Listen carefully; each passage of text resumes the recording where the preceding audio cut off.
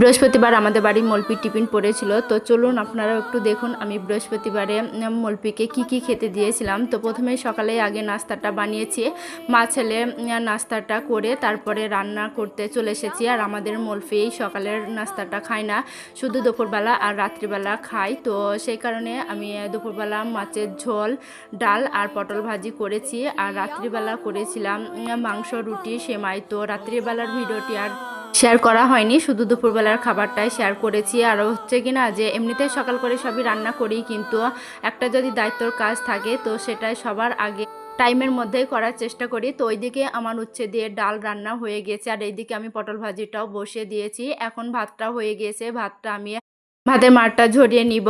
আর কারেন্টের চুলায় ভাত রান্না করেছি, গ্যাসের চুলায় বাকি রান্নাগুলো করেছি। এখন স্যালাড কেটে নিচ্ছি।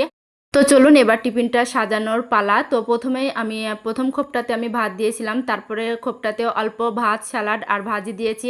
তারপরে একটা খোপটায় আমি মাছের ঝোল, আর একটা দিয়েছি ডাল। তো টিফিনটা সাজিয়ে ছেলেকে দিয়েছি, ও মসজিদে দিয়ে আসবে, ততক্ষণে আমি থালা বাসনগুলো মেজে ধুয়ে নিয়েছি। আর এদিকে মুরগি ছাগলকে খেতে দিয়েছি। আল্লাহ হাফেজ, আসসালামু আলাইকুম।